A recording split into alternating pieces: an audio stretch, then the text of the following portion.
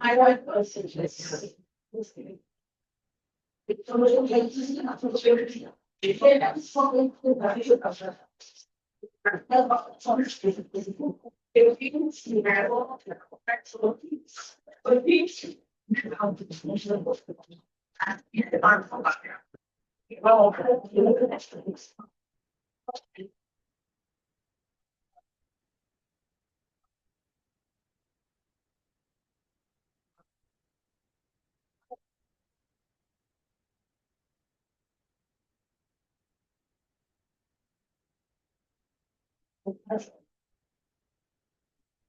This is it, right?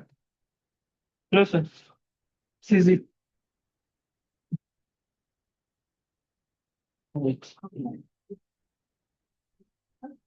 This.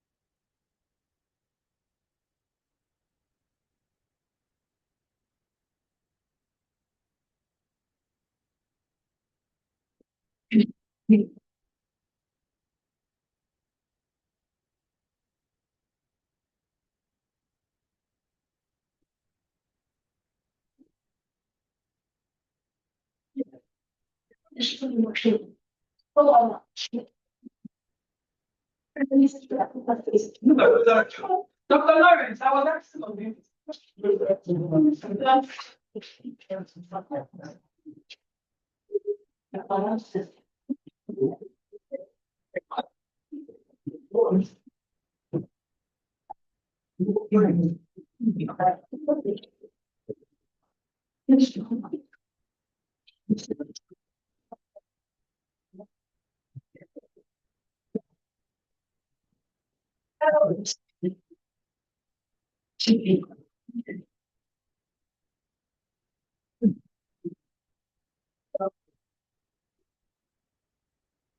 Chima, I'm good.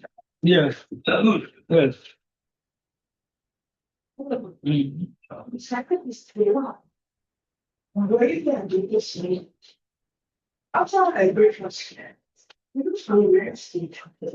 Hello.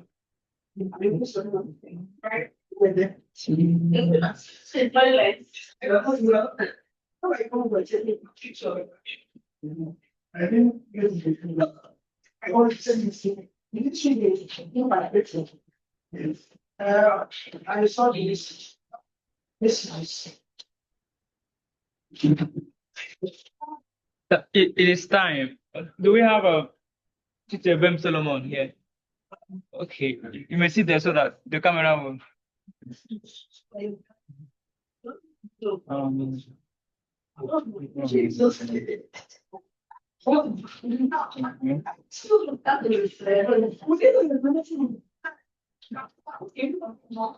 we have yeah, Mr. Martin? Okay, okay. We are here to have the chair for this panel here, Mr. Bankole Rice and Bankole. He'll be on his way shortly. Me.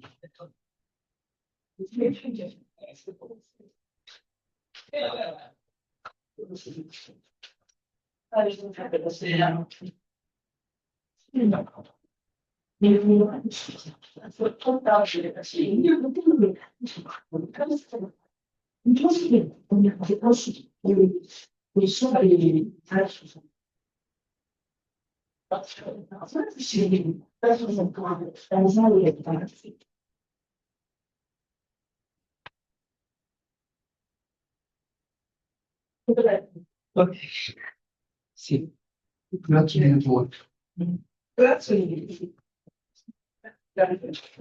Hi, good afternoon.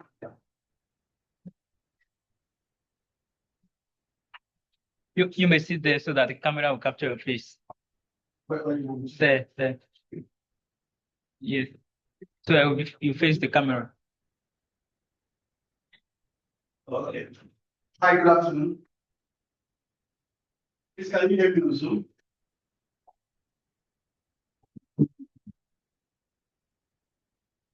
Yes, you're audible. Okay, thank you. Yeah, so let's just get to it. Good afternoon, everyone. You are welcome to the second panel for the of streets and streeters, bodies expressions in urban Africa. And we have, let's just get straight to it. We have four panelists today, and I think we should start with the first person, who is Chizawa Agoa. So each speaker has 15 minutes, after which we move to questions and answers. So Chizawa, please, can you proceed? Chizawa Agoa. Yes, thank you so much. So I'm kind of sick, but I will try. Can everyone hear me? Yes, we can. Okay.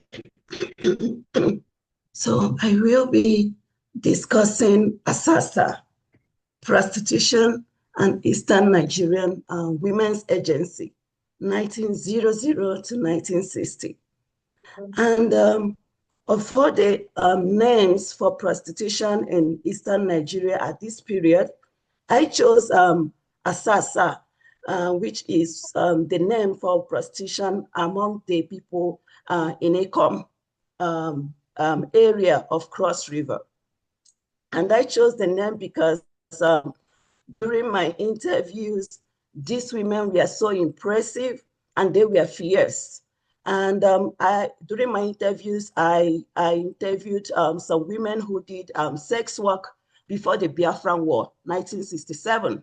So they were pretty old and they were very open about their profession at that time. So I chose Asasa to honor these women who were very kind to me during my interviews.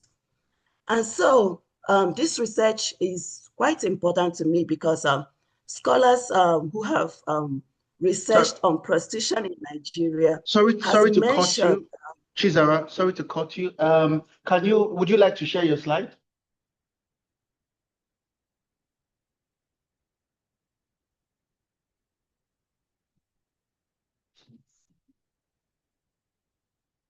Is that Thomas?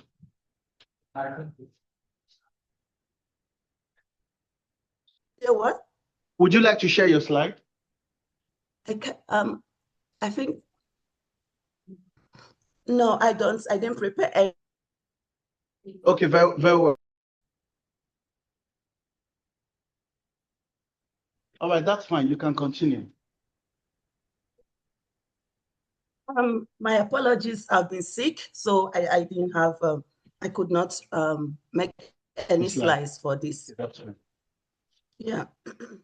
So I said this research is quite important to me because historians who have researched on prostitution in Nigeria have often mentioned that some of the sex workers were coming from Cross River Basin or Owerri province.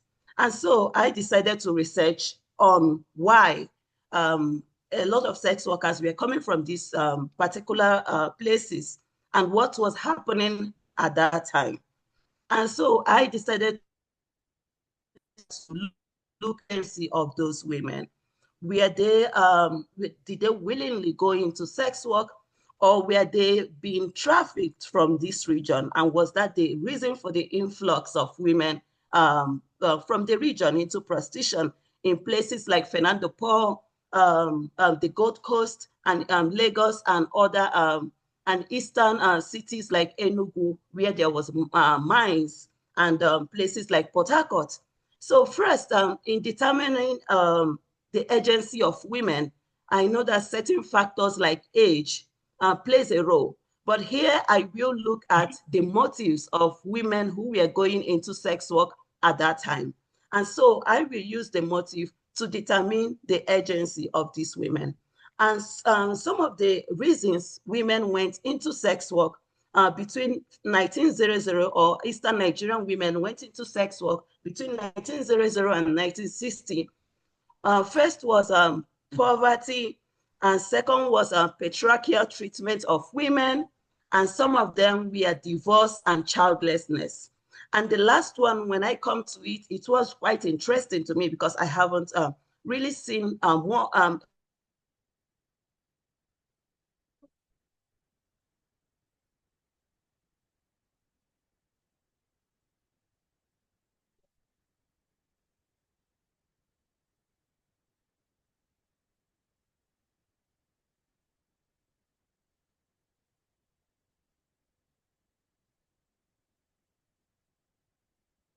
working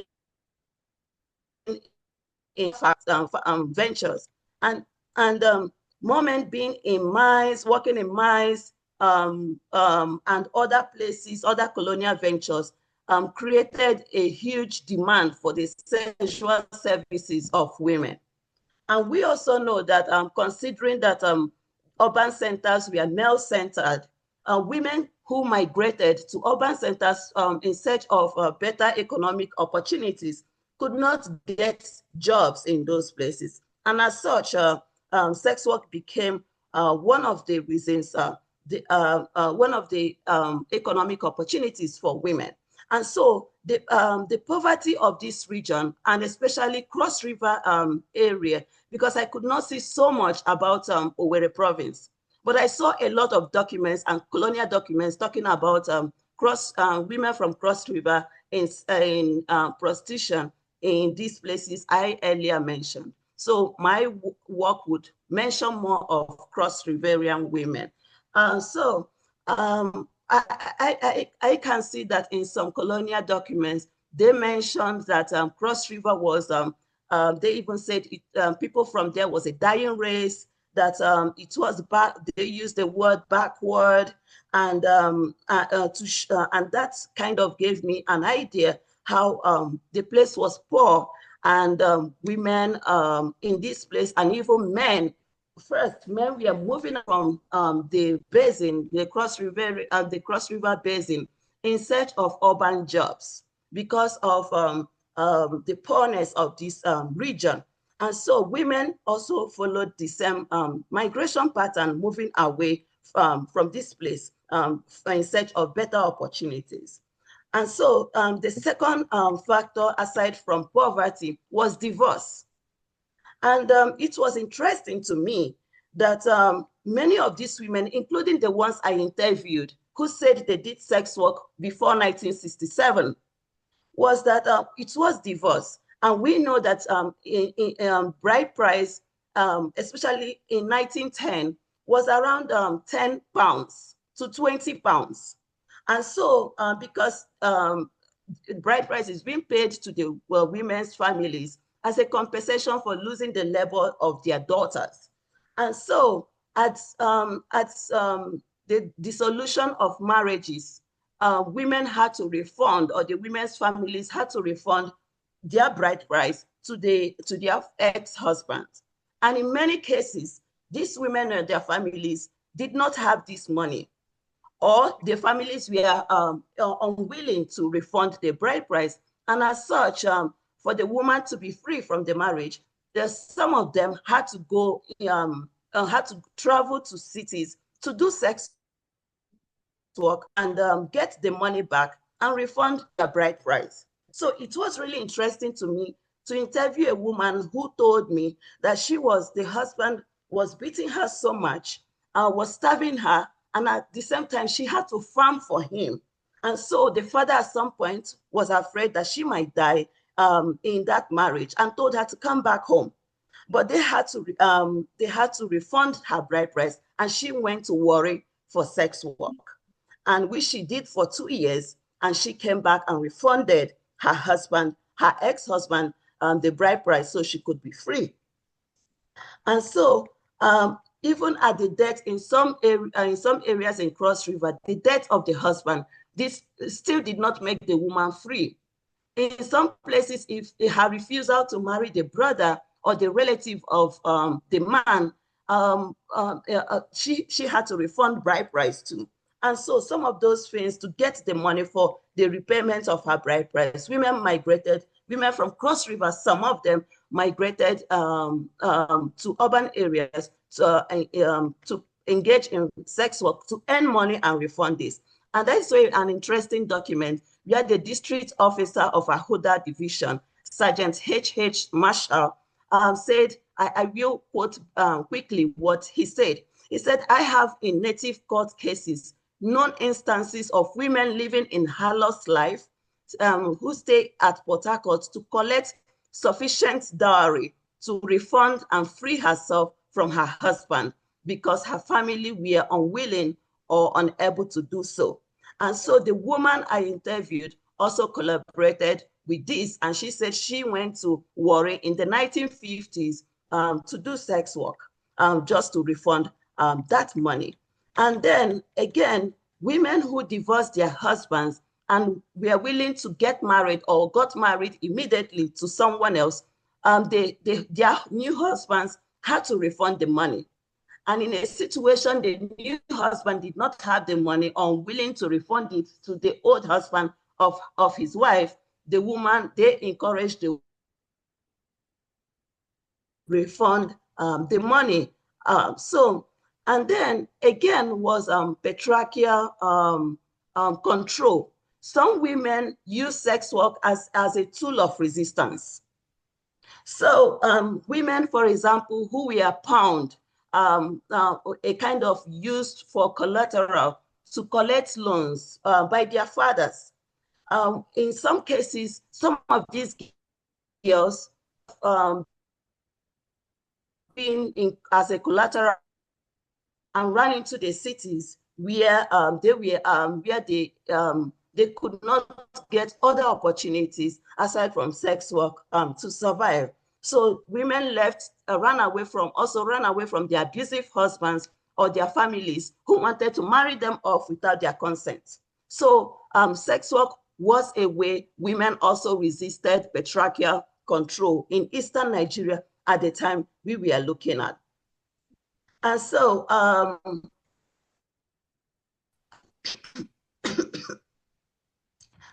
with all these motives, including acquiring wealth, because it was lucrative. I realized that in Cross River Basin, young girls and women were running into sex work. Some of them were meeting with older sex workers and asking them to take them along, because these women came back with symbols of wealth, symbols such as clothing, and some of the women also came back with a lot of money and even invested back home. So it kind of showed that they were getting money from sex work, and that also attracted a lot of girls who were poor, who were engaged in rigorous agricultural activities, who wanted a better life, to run away from this place to the city. And last fact interesting, and some of the women I interviewed collaborated with that. They said that in cases of childlessness, that sex work became an avenue for having children. So they believe among the people in this place around Acom area that I interviewed is that by the time they would meet different men, that they would conceive. And so they said, one of the women told me that some women go out, come back with babies. And what we do not know is how they came back, all the babies they came back with, did they give birth to these babies? But the people believe that when you go into sex work, and you would meet different men and you would conceive in case for women who wanted babies or we are struggling with infertility. And so looking at these motives, I want to position agency at the center of women at this time. Yes, agency of women in the sex industry has been a very conflicted topic among especially feminist scholars who why some people believe that the payment for sex secures power of men over women's bodies and gives men unlimited access to women's bodies. However, some feminists also believe that that sex work can be a means of employment, and some women enter it without any force. So I want to position Eastern Nigerian women within these corridors of agency. And we know that while colonial documents mentioned people like the Boma boys, who were said to be pimps. From my research and from the documents, I realized that those people were not pimps, right? And they were only agents. They were only agents who were bringing clients for sex workers and collecting their commission. But they did not control the activities or the incomes of these women. And so even from Eastern Nigeria, especially from Cross River, I saw that some of these women were bringing their brothers or their male relatives to serve as their agents so that they could be bringing people like sellers and soldiers to them and collect their commission. So the absence of pimps during the colonial period among Eastern Nigerian sex workers showed that they controlled their bodies and they controlled their income. And lastly, I want to say something about the agency of Eastern Nigerian women. Looking at the way they migrated for sex work also shows that you have they 1 minute, willingly, please. you know, You to have 1 escape minute. poverty. They willingly escape poverty because they approached, you could see documents where they approached these women themselves to show them how they could leave their villages for sex work. So I want to say that while there were also records of forced prostitution, but in the period I looked at 1900 to 1960, a lot of these women had agencies. Thank you. Thank you very much, Dr. Tizara. Now let's quickly move to Dr. Chebem Solomon Lawrence from Nnamdi Azikiwe University. Do we have him here? Yes. All right, please.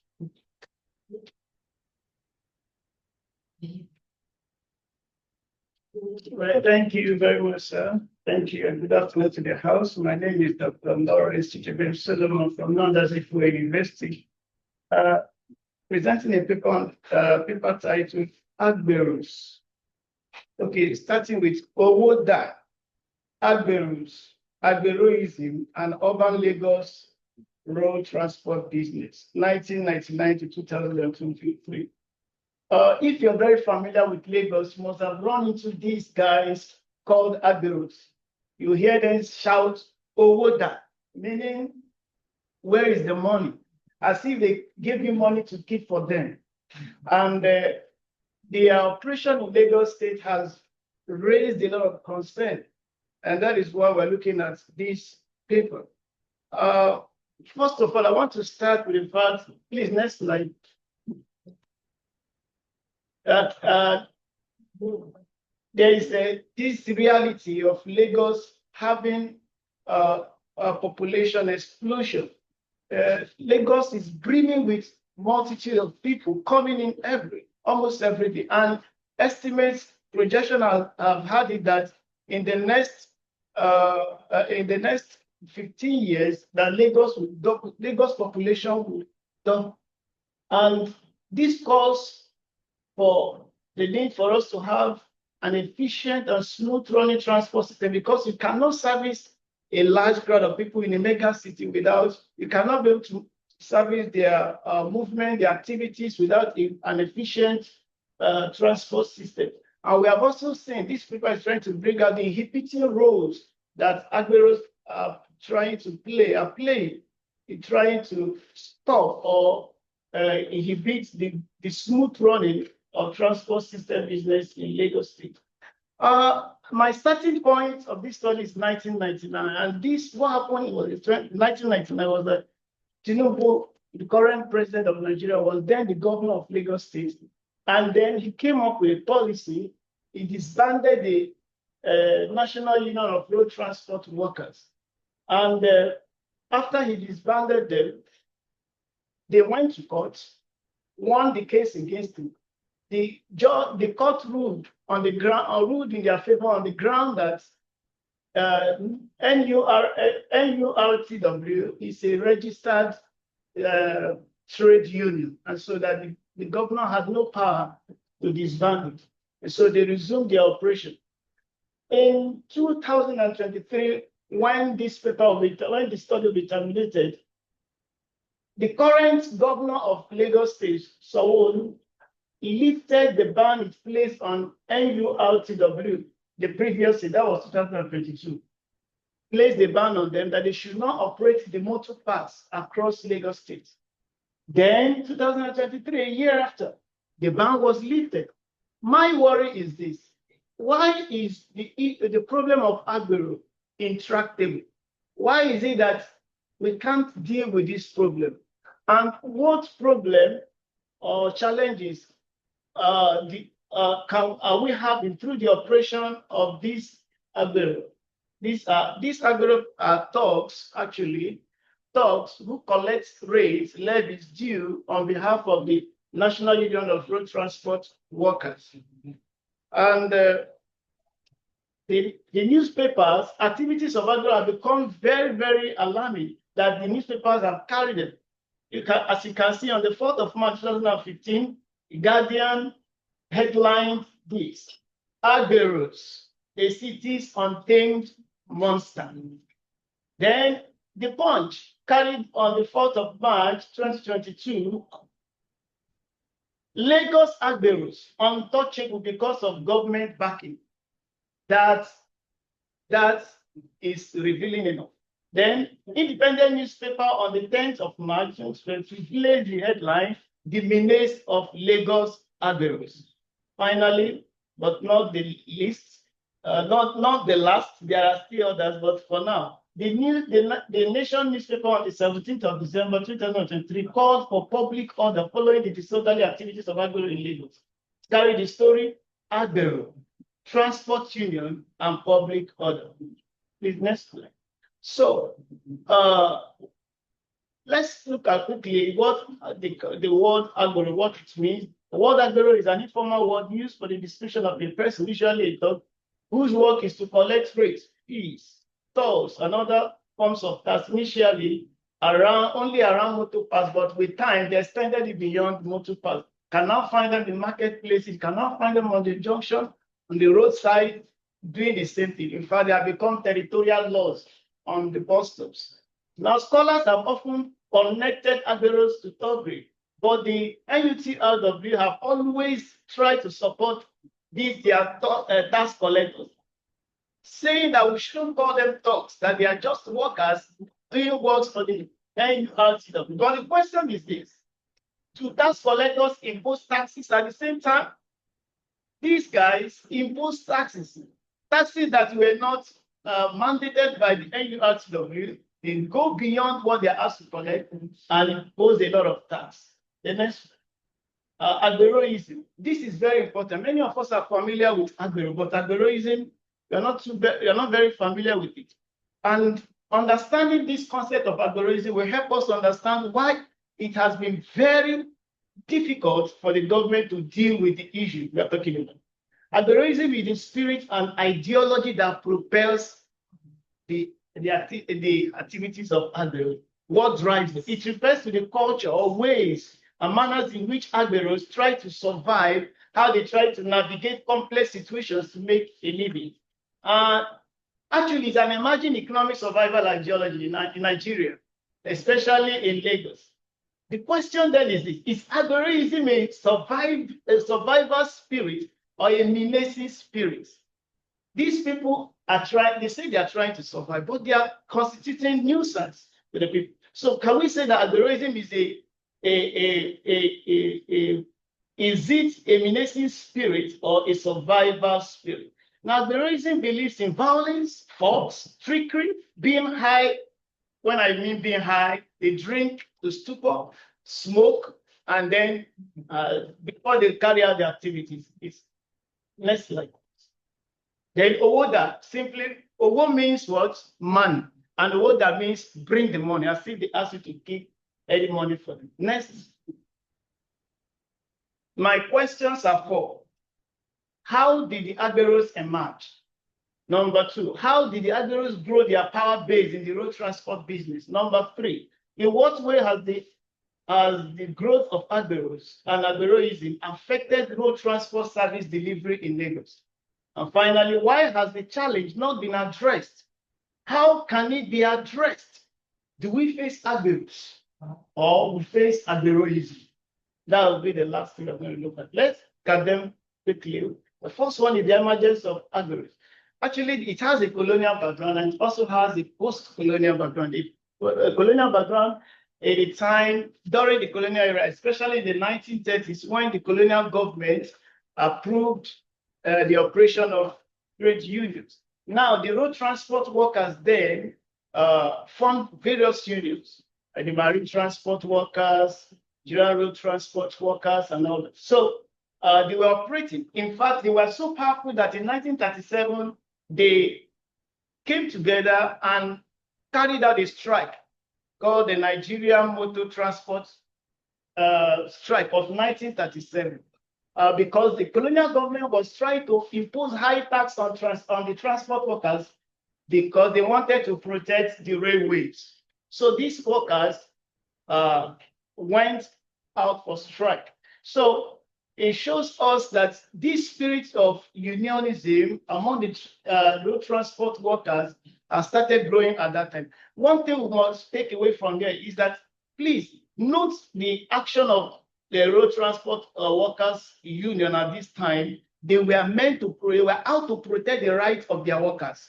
When the toll was increased, the tax was increased, they went against the government. Now, we are going to see what will happen after the colonial era when the taxes were increased and the agberos inflated the taxes. NURTW tacitly kept quiet and supported them because they were getting things from them. We're going to see what caused it, what caused the transformation, the change. Now, not the next slide. Okay, the post-colonial background is the formation of NURTW in the 1970s, especially particularly in 1978. The government decided to rationalize all the trade unions in Nigeria, especially those in the road transport sector. They merged all of them into one called the Nigeria Union Road Transport Workers. And many of the unions that formed the merger include the Maritime Workers, Road Transport, and others. Now, the economic downturn of the mid-1980s, which resulted to SAP policy, structural adjustment program, also had a very big hand in the emergence of agberos. Now, with the privatization policy, the government decided to privatize the public services, including public road transport services. And when this happened, interesting game played out. When this happened, many of the motor operators, transport business operators, decided to pull out of the union, said to pull out of this NURTW to form their own union. Now, NURTW was left with few members to fight for, to protect their rights. So with that, with that, the NURTW became a self-serving entity, was not fighting for anybody. Then at that time, with the economic hardship, many young boys found freedom space at the motor parks. They went there, helped people to carry loads, helped transport workers to load their operators to load their buses. And because the union was now loose, there was many of the people had put up, the NURTW has softened, has surrendered on checks and balances on them, and they too were free to operate as they like. So from here, they began to grow wings and began to operate recklessly. Then they formed hierarchies. They have the admirals at the base, the chairman, the unit heads, and the executive. From the executive, they now remit to what they have collected. After each of these levels has taken out of the bulk of the money, they now remit the remnant to NURTW investment. How did the admirals grow their base? Because of their power base, because of time number one, they expanded their operational base. At the beginning, they were operating at the parks alone. Later, they said, we want more power. They began to move to the bus stop, junction, roadside spaces. And then, number two, extension of levies to operators of new modes of transportation. When motorcycles, tricycles, and of late, mini bus called Korope in Lagos now, all this as they came, the admirals extended tax levies to them. Then they also took over the loading of buses on behalf of the bus owners and fixed the prices and shared the money with the buses, with the bus owners. They imposed there was imposition and validation of road taxes. Very funny, such as they began to ask for money like Owo weekend, that's weekend money. Owo Lodi, the money for loading. Owo Olokpa, the money for police. Owo task force, the money for task force. Owo organizing, the money for organizing. What are they organizing? Owo traffic, money for traffic control. Owo environmental, and many other. In fact, there is Owo Alejo chairman, that the chairman has a visitor, and you need to pay for him to take care of his visitor.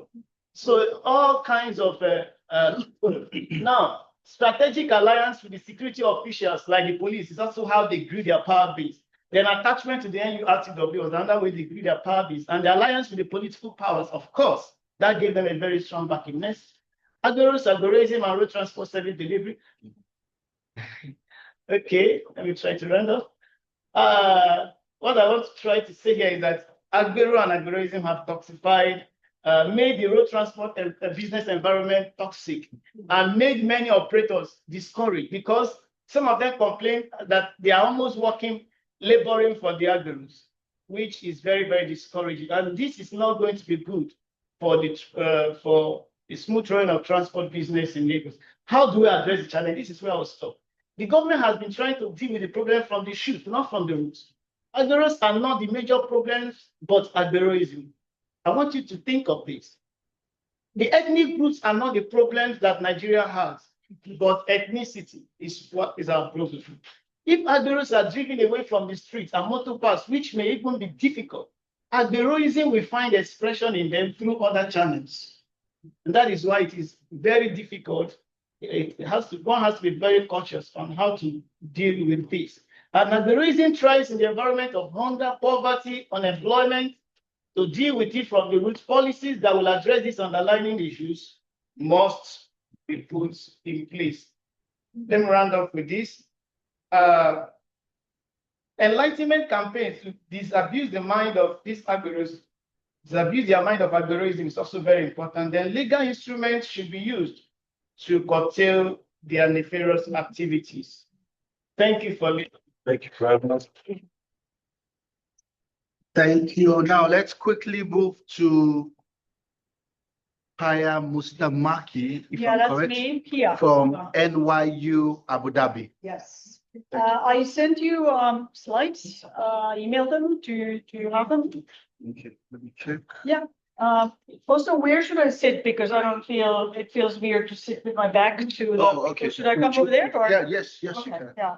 So it's a little strange, right? Since we have people in the room. Let me go that one.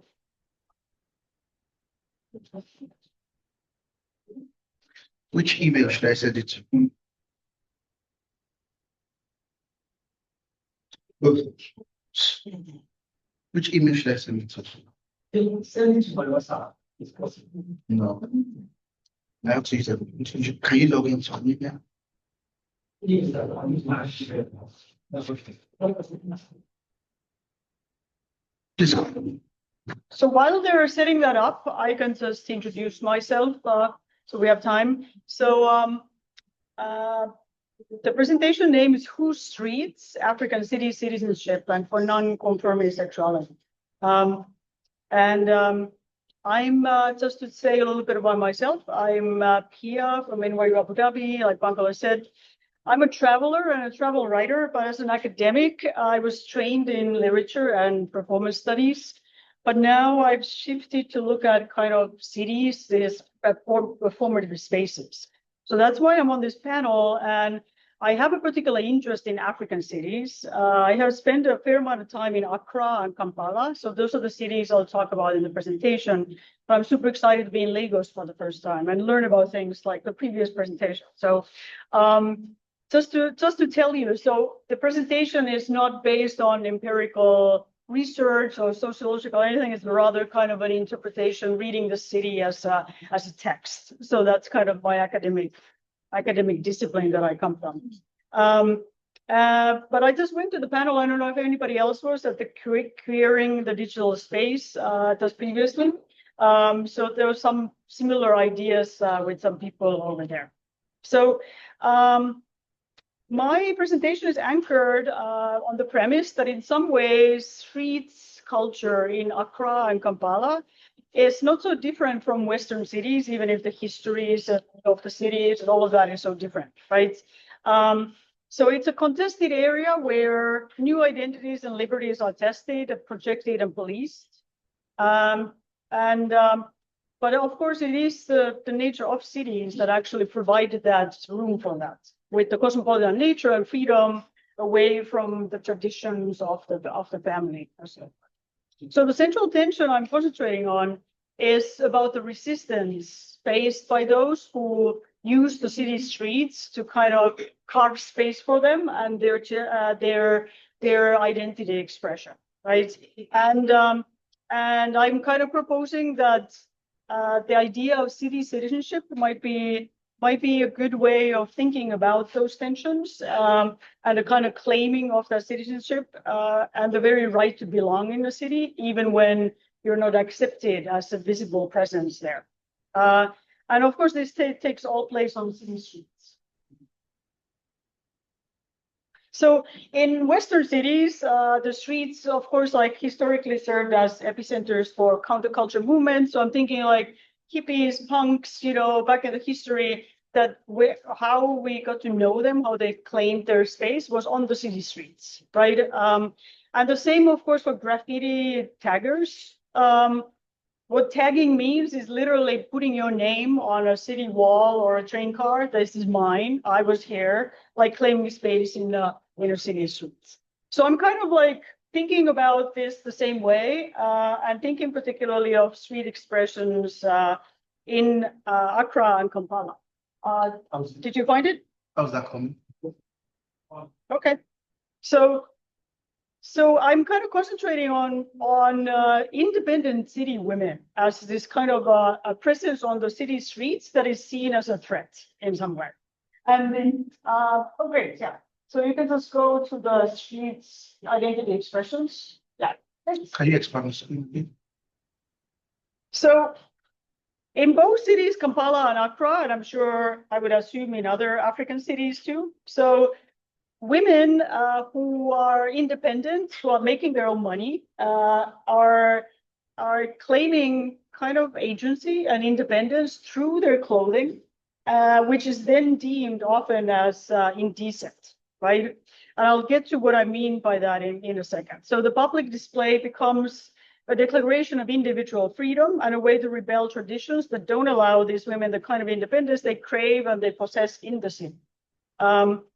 So apuskeleke, I don't know, is it also in Nigeria? Do you use that term here?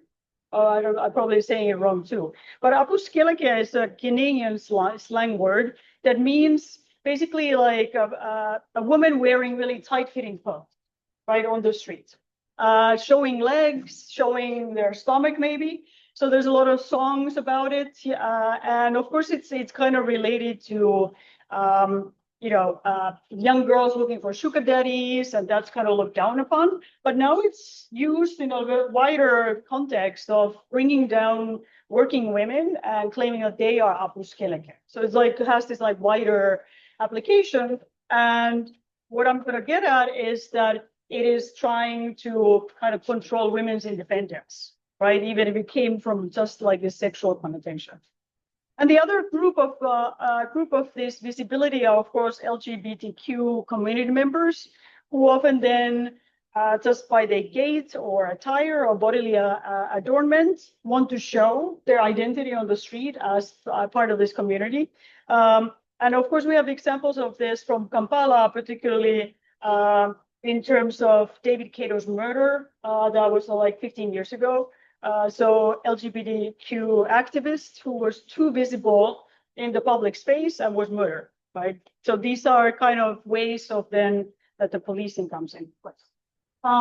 So here are some of the examples about just like grab some headlines, right? Like pastor once again is apuskeleke, or you have like videos like an older mother tries to pull down the pants of a younger girl that don't show the legs, all of this.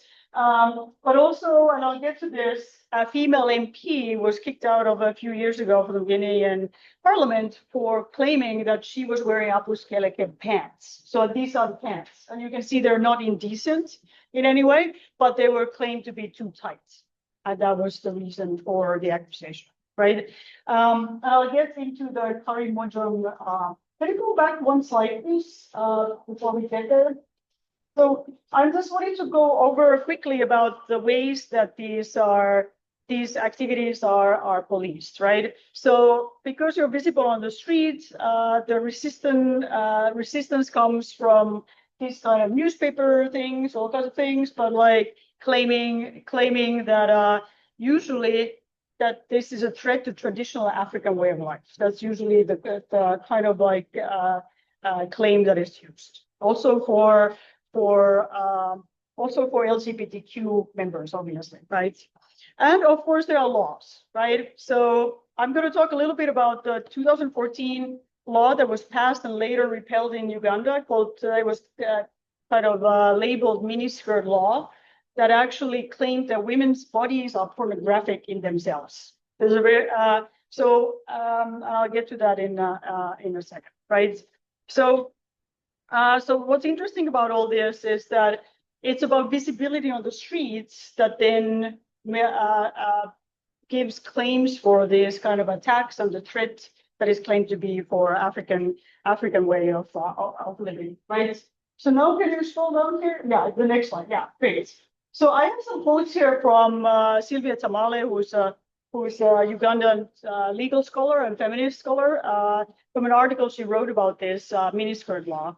And this one quote is from a priest, and it's just interesting what he says. So he says, anything related to indecent dressing, exposing certain parts of an anatomy of a person, I call it pornographic. And then he goes on and says, when you go indecently on the streets of Kampala, you'll become a cinema. So really talking about the visibility in the street, like we can look at you as if you're a cinema for us, right?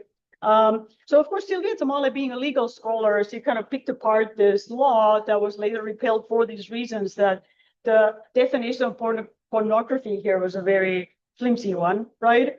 And of course, she points out that public semi-nakedness was not necessarily linked previously in African cultures to immorality, right? So indeed, even today, many parts of rural Africa, women go about their daily routines with unclothed torsos and without anyone eroticizing their bodies, right? Would you like to sit here so you can see clearly? No, it's fine. It's fine. I don't have to see it. I'll have it here now. So her reading and claim is that it was with Islam and Christianity, this idea that actually morally neutral female nakedness, thus their bodies, was burdened with shameful sexuality in a way that male bodies never were. And this moral link between women's body purity and chastity was constructed as well. So can I see the next slide, please? Yes. So these are I just have this one example from Uganda, Karimojong tribe women who traditionally didn't clothe their upper torsos and walked without shirts, showing their breasts. And now the elders in the community have actually changed all of this based on this kind of conversations and are saying that they can't use short skirts or trousers, but they have also asked them to cover their bodies, like their breasts. But all this in the name of tradition, which is interesting. So they are going against tradition in order to save the African tradition and from this indecency that they claim. And then the Ghanaian MP's case is also the proof. So I think the next slide. So like I said, obviously nothing in her body or this is really indecent, but it was used by a male MP saying that she was actually kicked out for being apuskeleke and wearing these particular pants, right? So what Sylvia Tamale kind of argues is that whenever women assert their identity as autonomous social subjects, calls for moral regeneration and the protection of cultural values takes center stage. So her claim is that it's just because we have more independent working women on the streets in Kampala, or I'm applying also to Accra, that these ideas of indecency or the word apuskeleke now apply to them also because they have too much independence, not because they're particularly indecent. Right, but it's now like become this kind of a blanket term to control those women's independence, right? And I like this. The other quote there is from at the time of 2014, what the Ugandan women's protest against that law. One woman had a placard that says, "My body, my closet, my money, my rules." So she's really showing that it's actually about her making her money and being independent that is the issue here. Why she's been attacked for dressing this way. So I'm out of time already, right? I'll just go quickly. So I'm just introducing then what I was mentioning in the beginning, this idea of city citizenship as a way of kind of theorize about that, right? So if we think about citizenship of nation states, everybody supposedly have equal rights, right? Supposedly, of course, that's not always the case either. But in terms of the thinking about city citizenship, it's interesting that if you are a woman or independent woman and actually show some of dressed in a way that gives any room for somebody to say that, you know, now you're indecent, it's actually the independence that's being attacked there, meaning you are not welcome in the public space.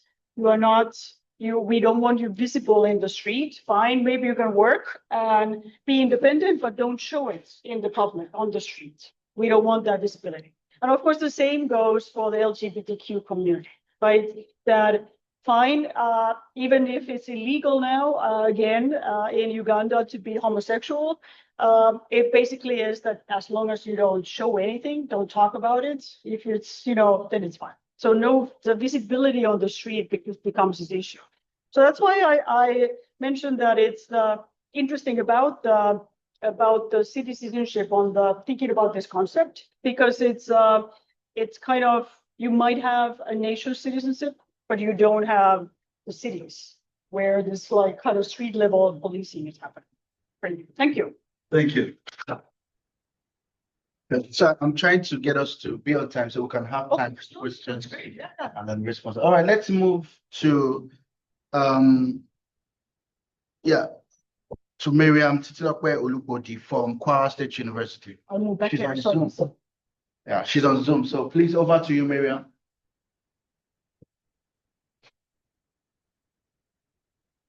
Thank you very much. I may need a bit of technical as it stands from your hand. I've shared my Zoom link earlier, my PDM PowerPoint presentation with you earlier. So I don't know if you could help to project it from there. Is that possible? Yes. I'm having problem joining Zoom with my system.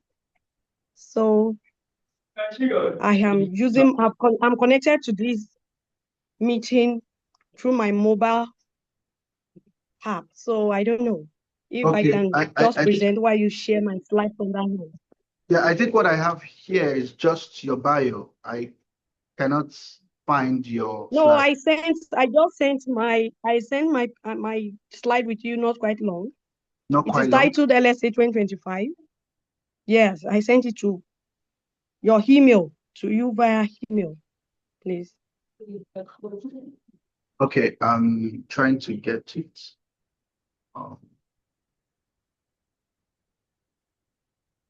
Please, what email would that be? I want. Is it? Please let me verify again. I sent to Bankole right at lsa@gmail.com. Oh, okay. Yeah, I'm trying to get it now. Okay, I yes. want to apologize to the house with you. I got it now. Okay, please kindly help to share the presentation from there while I present from here. Okay. All right. Good afternoon, everyone. I am Miriam Titilope Olugodi. I am an academic staff member of Kwara State University, Malete, Nigeria. And today I'm presenting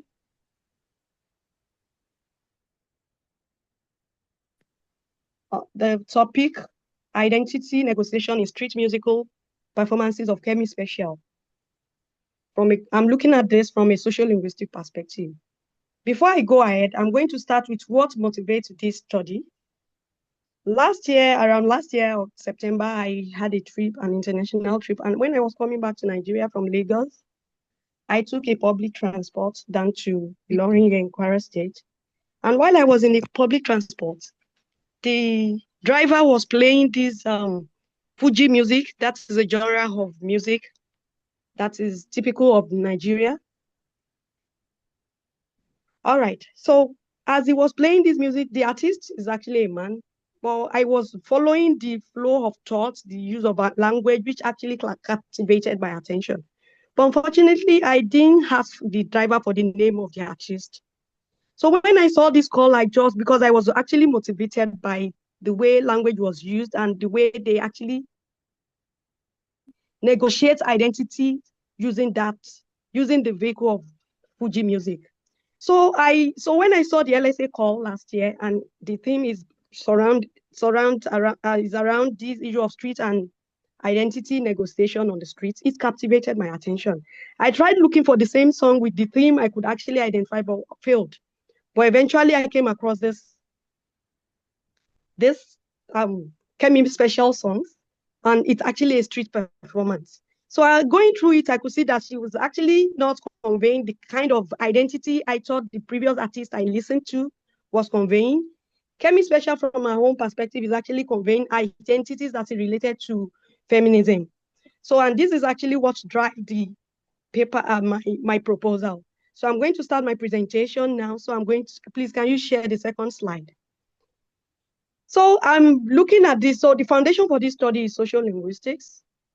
And social linguistics has to do with the study of language use within society.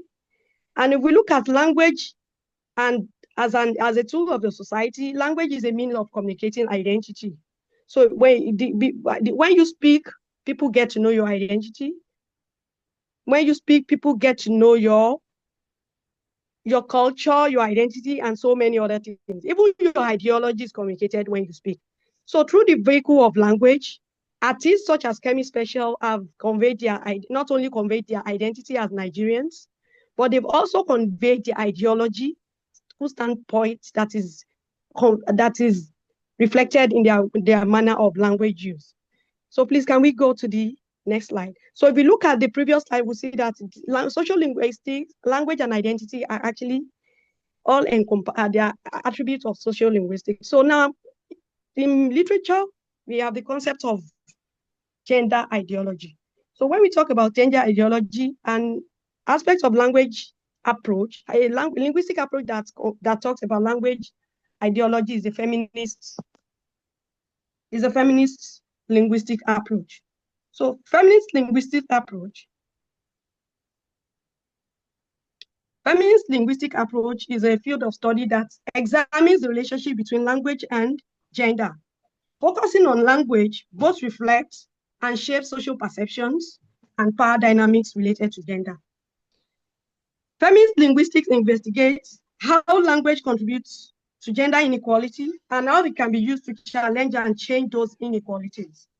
That is a kind of synopsis of what feminist linguistics is. So if we look at this, the summary of what feminist linguistics does is it presents the social perception of gender and power dynamics. All right, please, can we move on to the next slide? So now from there, we'll go to the framework, the theoretical foundation for this study, which is social identity theory. Social identity theory is a cognitive theory. It's a theory that is related to cognitive processing. And this theory is based on three things. There are three tenets of social identity theory. And the first tenet is social categorization, social comparison, and social identification. In terms of social categorization refers to the tendency of people to perceive themselves and others in terms of particular social categories, that is, as relatively interchangeable groups. So when we talk about social categorization, people categorize themselves not as a separate entity, but as being member of a particular group, instead of being a separate or an individual on its own. So for example, we can think of certain persons as being feminist, because when we say feminist, this talks about a category of people that have the same ideology about gender. So people, we can have another social categorization, a category as being a group of people that we call lawyer, because some groups football fans. So this actually talks about social categorization. So social comparison is the process by which people determine the relative value or social standing of a particular group and its member. For instance, we can say a group of school teachers may be seen as having higher social standing than garbage collectors on the street. So compared with university professors, we can say university professors are better in social standing than even school teachers. However, school teachers can be seen as having lower social standing to university professors. So this is like social comparison. And social comparison actually has to do with two things. That is social value, then social standing, which has to do with status. All right, then we go to social identification.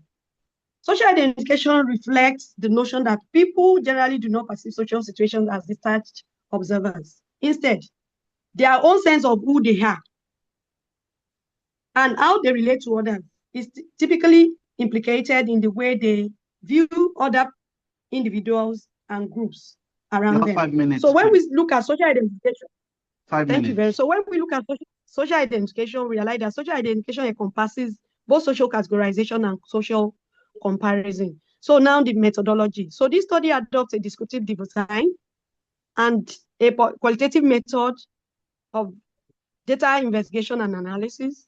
So the purposive sampling technique was used to select 2 stage performances of Kemi Special, and songs from these 2 performances are analyzed using the tenets of the social identity theory.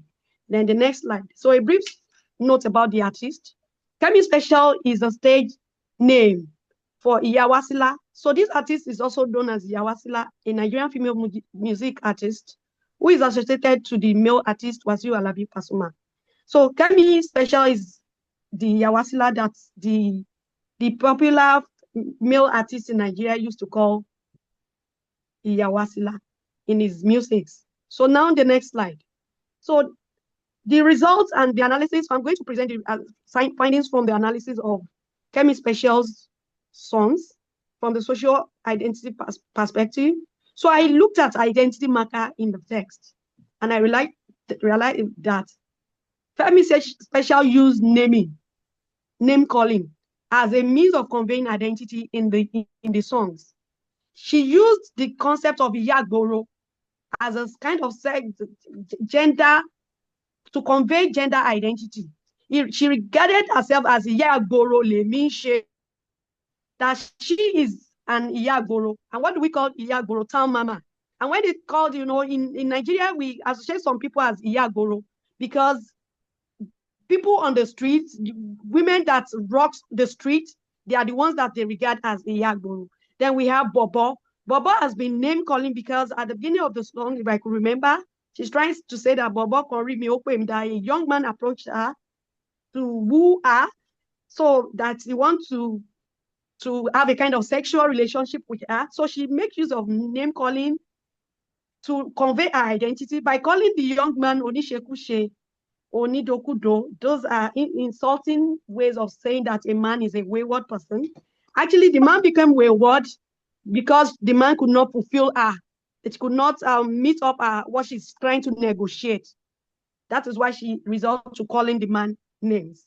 Now, there are other indicators of identities in Kemi Special songs include the use of self-reflexive and personal pronouns. She said, Obomi, Okue, my vagina, your dick. She's because, these are characteristics of language usage of the so-called Iyagboro in the context of the street. So they didn't see anything wrong to some ordinary people when we talk about in-group, out-group. So out-group members, like people like us that are reserved in the academic, we are professionals, will see this kind of languages as being vulgar.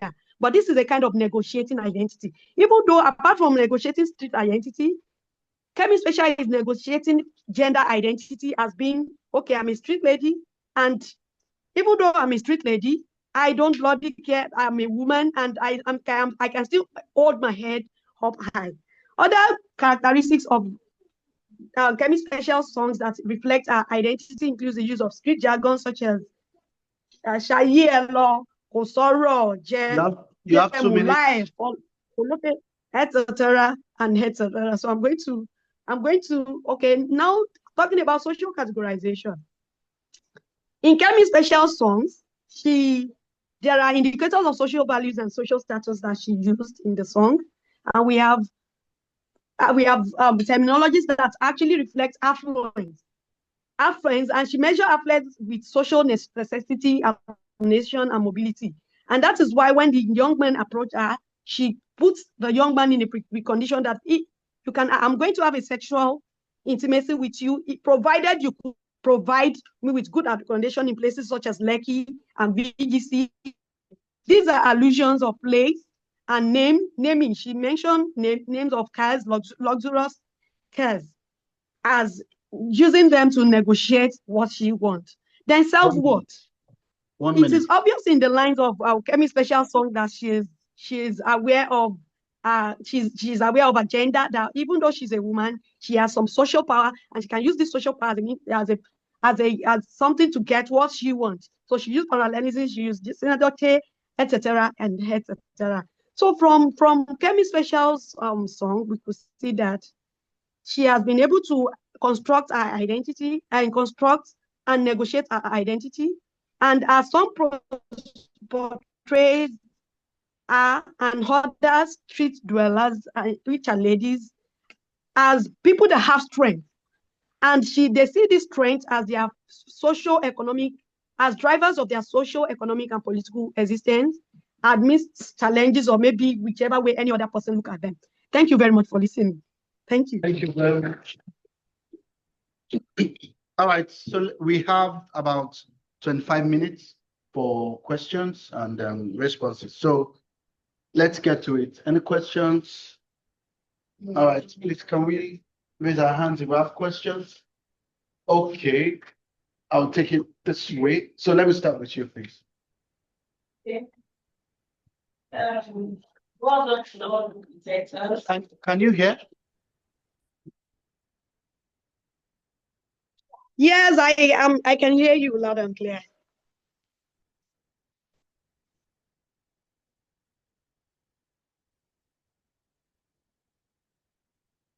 Hello, I can't hear anything anymore. Can you hear now? Can you hear? Yes, it's audible now. Okay, yes. Okay, well done to us presenters. Salam Rashida Sponsor from Audible now. and it's saying, I have two questions. One for Dr. Solomon and the second one for Dr. Mariam. Dr. Solomon, how did you account for variations? That is, do you use different categories of actual Lagos State or just for particular parts? Lagos. Then for Dr. Mariam, your presentation was really wonderful. And I must say, you said you were motivated by listening to Kevin Special's song on your way to Lauren from Lagos. And since your analysis was based on mainly your personal reaction to what you heard, how do you make sure that your own views or expectation did not influence the way you interpreted the song through a feminist lens? Then, did you use other theories apart from the feminist theory, or do you use various social variables to analyze your work? Thank you. So did you get that, Dr. Miriam? Yes, I got the message. I got it. Okay, perfect. All right. So yeah, then we'll just go this way. I think that's Yes. okay, yeah. So Thank you all for presenters. Enjoyed your panel. I think the first presenter. Please, I would like to know the categories of who you first say your work was between 1900 to 1960. sorry, Dr. Chizawa, can you hear? Yes, I can hear you. All right, all right. Okay, I think I want to know the category of interview. And secondly, I don't know if you use the archives. If you can tell us at what point did these women started, what point they moved? And then you talked of prostitution, you talked of international prostitution and national prostitution. What exactly are you looking at? Are you looking at their jobs in Nigeria or that of outside Nigeria? So I want to clarify, I didn't get that very well. Okay, the next person who would like to ask a question. Thank you, all the presenters for your presentations. So you need for the speaker and speaks Okay. so that they can get your voice. Okay. Or can you be more audible? Okay. Let me start. Yeah, if you can be more audible. Okay. So they all did wonderful presentations. I have two questions for Dr. Lawrence. Yes. So please can you tell us the sources you relied on that helped shaping your line of argument and the evidence you presented before us? That's one. Then two, what policies do you advocate for with respect to Agbero and Agberoism? What policies, as the historian, you advocate for that will help or enable the Lagos State government to curb the Agbero and Agberoism elements? Thank you. Yes. I think all the presenters, these are questions I think about a lot myself about how mobility and sexuality are related, especially but not exclusively for women in Lagos. And I guess I want to put the papers in conversation together through some of the frameworks that was offered to us by Pia, which is to ask as a question, is the city a place to show oneself? Because my experience of Lagos is that's not how people treat the street. That the street is a place, especially for queer people, especially for women, and even for men after the SARS policing and everything else. And the street is not a place to, chakra and display and draw attention, that people actually remove their best pieces of jewelry before they go on the street. They change their shoes. So there's really a different sense of being in this city. And so I'd like to discuss what that means for the display of sexuality and beauty in Lagos, maybe with this wonderful framework, and to extend it to our other presentation as well, maybe how that also applies to men in this city, because my understanding of some of the SARS policing was that even men who are out being showy need police for that display in a literal way. And so maybe there might be a conversation that can extend to the masculinity aspect here as well. Thank you very much. Yes, please. So mine's, I'm not asking you a question, it's just an observation. It's for the second speaker. I grew up in Lagos in the early 90s. I like to say before the hand of Tinubu touched Lagos. And so growing up, I know that there's Agberu and there are area boys. And so in Lagos as a child, Agberus we broke the word down of where I say it was more as they able that we carry passengers, and that's where the road workers union comes from. But area boys were the ones that did tricking and the thuggery and the snatching bags. So as a child, Agberus were not the nuisances that we have now. They were the ones that were taking money from their members, the way hairdressers would go to salons and take levies from their members. So I don't know if you consider that in your paper. Then your paper, you actually we have something like that in Lagos. That application, we have we call it Ashewo, but that is much more than the woman that sleeps with men for money. It's when you dress in a certain way, we say Ashewo dressing. So we have Ashewo skirts, Ashewo top. We say Ashewo makeup, Ashewo nails. So we have something like that, just to help people that. And then we also had a law in Lagos. Fashola had this law. They arrested women for certain dressing. I was a victim of it. I came from Ibadan, and because I was schooling in Ibadan, it was 2008, 2007, 2008, and I came from Ibadan and was just arrested for indecent dressing. And so in Lagos, they arrested people for dreadlocks.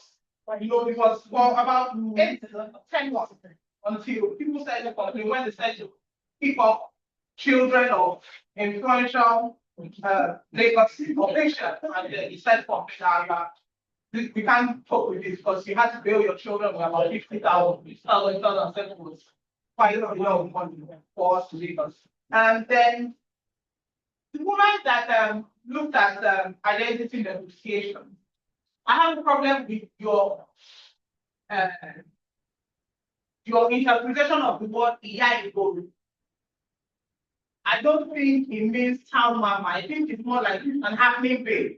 When you say I'm an Igoro, or you say Igoro Nimi, or you say Omo Igoro, or yeah Igoro, Baba Igoro, it's more of I'm involved. I know what's going on. I know what's happening. But town mama, I don't think it conveys that the idea behind Igoro. So that's all I have to say. Thank you. Please, can you hear us on Zoom? Some parts of it I couldn't because it was frozen from here. Yes, I could get everything. Okay. For Dr. Chizara, okay, it was what did you miss? Was it a question? Yes, please. Was it a question directed to you?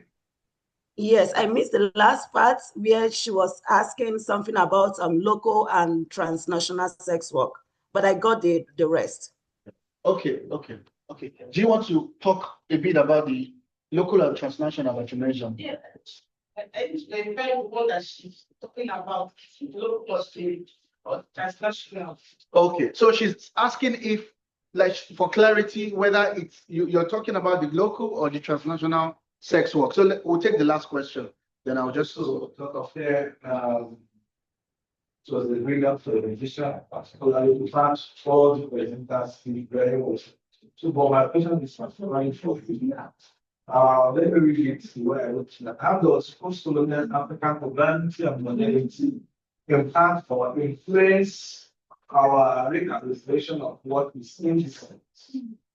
Because you said somewhere in your paper that the traditional African society, particularly the rural areas, allows some sort of semi-nakedness or semi. So, how does modernity or values, post-colonial modernity, affects how we see these things in cities, as just opposed with how we see these things in other places, other spaces, like the US.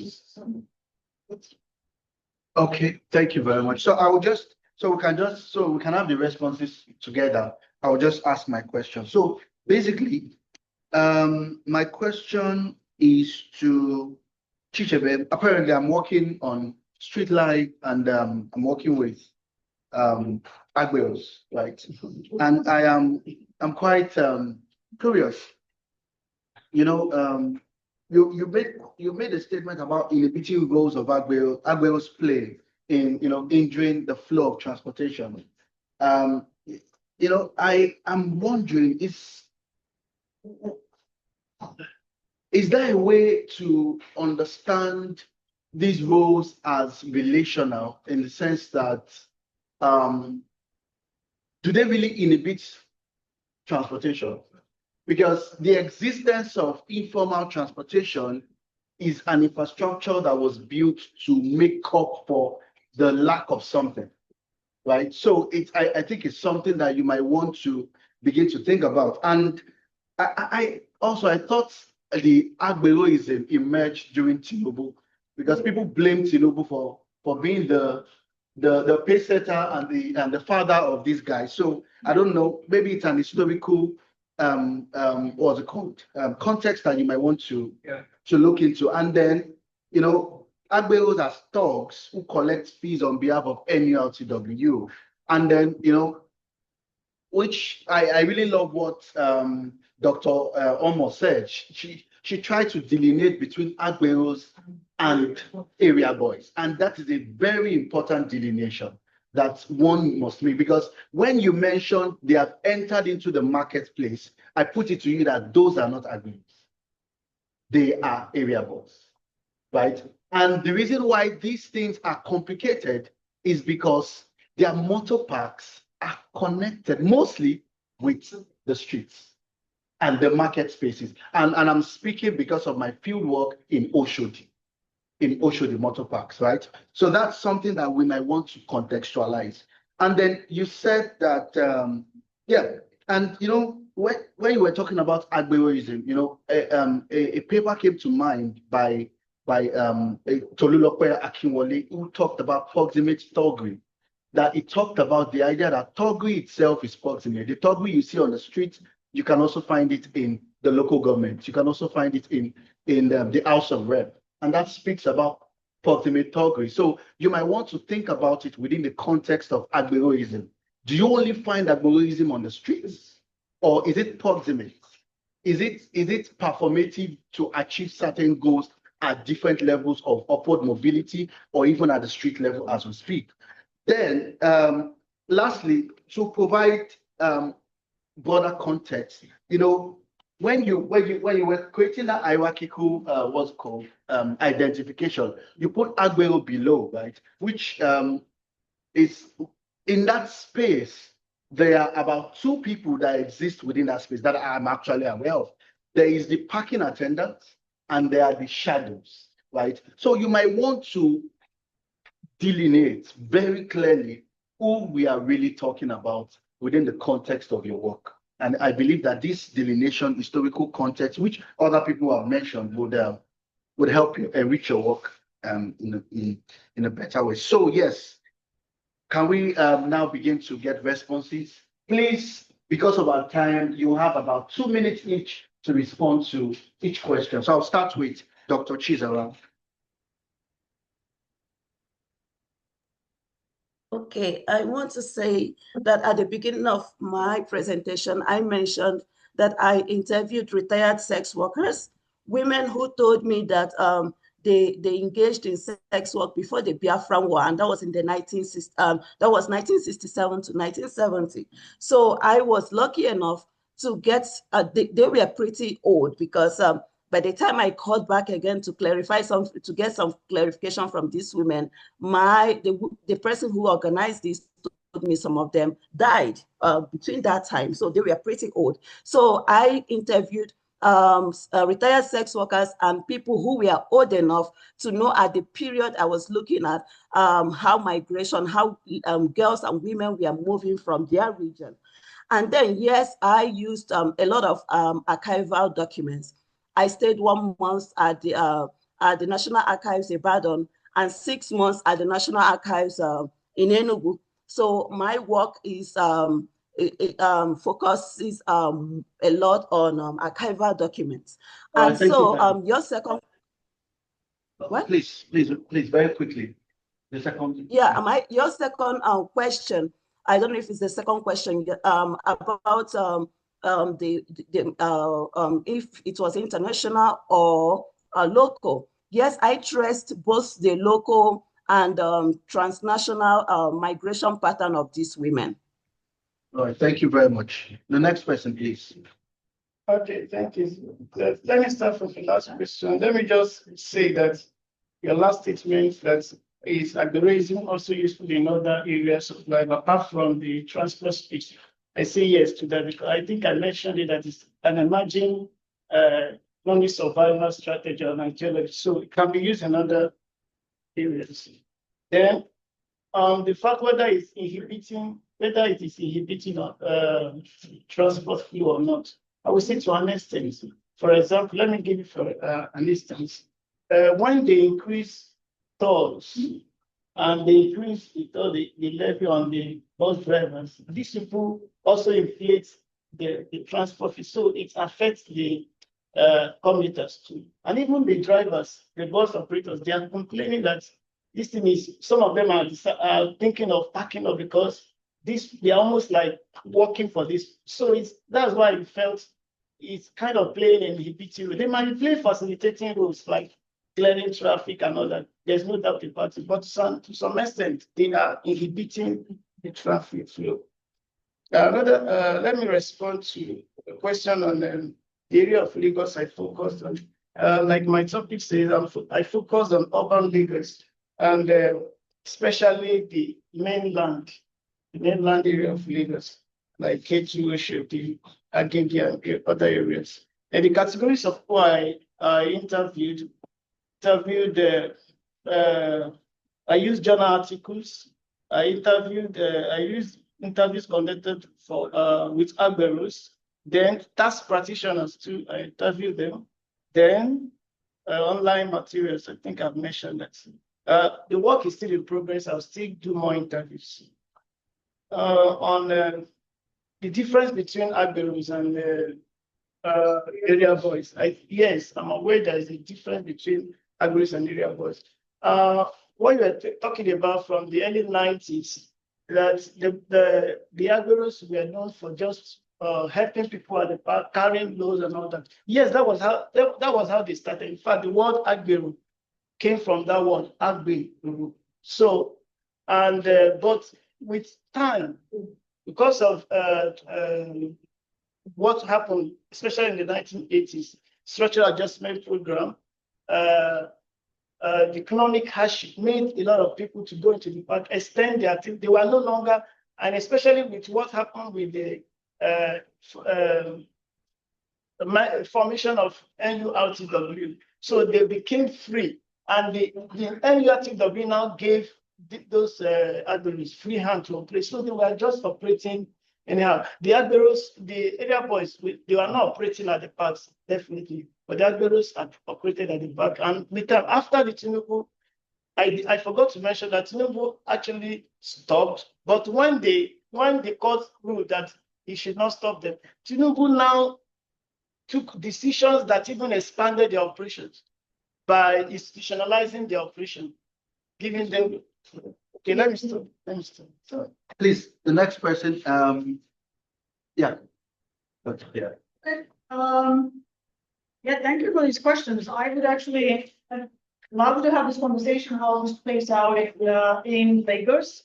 I guess that's a good point that I take that you were saying that maybe it's not the case here is that of course this is very class-based, right? So perhaps it might take place in some affluent areas more so than in areas where we're really don't look that fact that kind of thing, right? So that's a really good point. But I'd like to hear more about that. The Ashewa, that's great. Like that really sounds exactly like Abuskele, that is news about clothing. But then of course the connotation is that okay, oh you're selling yourself, but now even you're wearing pants that are too tight. So it's like applied to all kinds of ways, but originally meant the type of clothing, right? And then the person become wearing that kind of clothing, right? Can I ask, what was the, you were arrested for indecency? That was what were you wearing? Trousers, but there were no top trousers. I see. Then like waist was showing. Right, so yeah. Was part of that. Yeah, thank you for sharing that. It's very similar to that concept then. And your question about the post-colonial modern thing, that's a really good one. You know, I think there's like the irony in this whole issue is that while, you know, the affluent citizens who want to show their independence, sure, perhaps that is some sort of Western influence. But what like scholars like Sylvia Tamale says that so is the sexualization of the body, right? That is not an African influence. So it's like that is also a Western influence of how to battle the other Western influence. It becomes this kind of irony. Oh, let's not be Western, you know, we want to be decent. While that the whole thing comes also from those religions that came from outside and so on. And for example, anti-gay laws, like they are British. They are not African laws originally. So that is another kind of irony. So fighting the Western influence with another kind of Western influence, right? So, but to answer your question, I think my hunch is it is about post-coloniality, about wanting to carve old culture and not have that Western influence or colonial influence, but it Right. seems like the wrong place, right? For it, to me, I mean, how I feel. Thank you. Dr. Miriam, please. Then we will take the last question on Zoom. Dr. Miriam, yes. Yes, I'm here. Yes, Yes, I please. want to first talk on motivation. Yes, motivation is one of the questions. That is the first question that was asked. And Yes. motivation has nothing to do with the work. It is the starting point of the work. So the work, aside motivation, it was actually what drives the interest to go in this line. That was motivation. But talking about the work itself, the analysis was carried out based on social identity theory, a social linguistic approach. But I mentioned feminism or feminist stylistic because I was talking about society, language, and ideology, identity.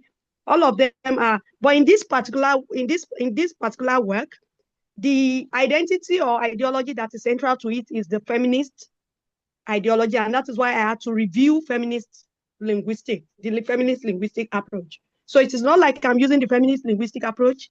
It is just an approach that needs to be mentioned in a work of this nature, and that is why it was reviewed. But the main theoretical framework that drives the analysis, which tenets have been used: identification, comparison, and identity comparison, categorization, identification, and comparison. Those are the three drivers of the analysis.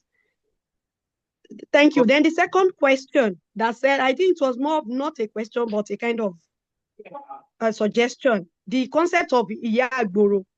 Iyagboro, the interpretation of Iyagboro in this study is based on the context of use in the song. The artist says, Iyagboro Jomo Gboro Lo. So the concept of Iyagboro in that context is actually not the popular Igboro. It's a kind of gender-related, sexist-related Iyagboro le. So it's Iyagboro Jomo Borolo. So this person is like flaunting some kind of and trying to maintain a kind of social standing, comparing two entities on the street, the Iyagboro, the Omogboro, and that is what brings about the interpretation of Igboro as being street. Thank you very much. All right, thank you very much. Please, lastly, there's a question on Zoom. Asked for Dr. Chizara, and I don't know if you can see the Zoom question. No, I can't see it from Okay, here. I'll just read it. So talking about the prostitutes, right? The sex workers, precisely. Is there any generation to generation histories, mothers to daughters of sex workers? Was the prostitution on the streets, in identifiable houses, that is hotels, or with ethnic/home links or red light areas? So yes, I love this question because it speaks to spatial analysis and spatial context of their operation. So over to you, Dr. Chidara. I will start with, I think, the last one that I got clearly. Yes, there is a historical change over time of women, of sex work among Eastern Nigerian women.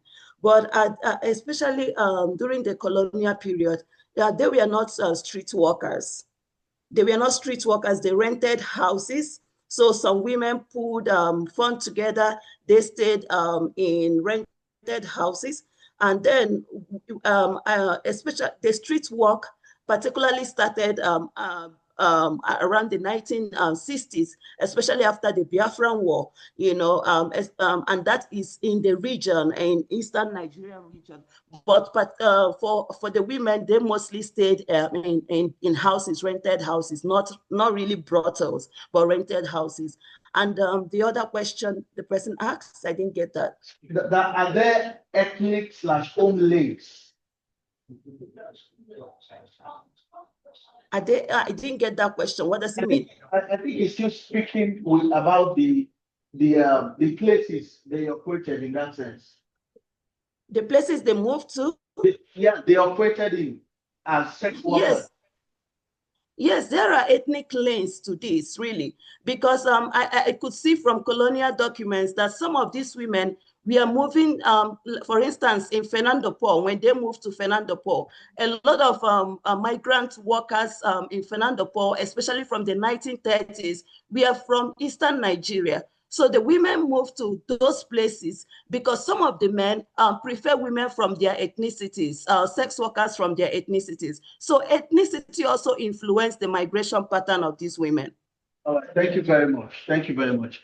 Okay, this panel comes to a close. I just want to thank you, but I think I would like us to close with that very sort of like an overarching question asked, that is the city a place to show oneself?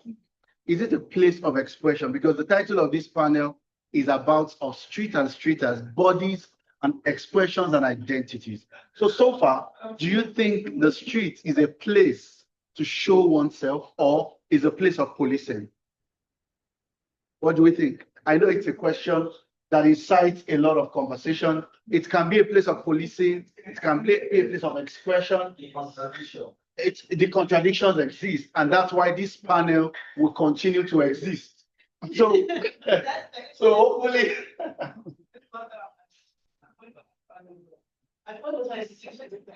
Wow, this panel, wow, we've been a constant member.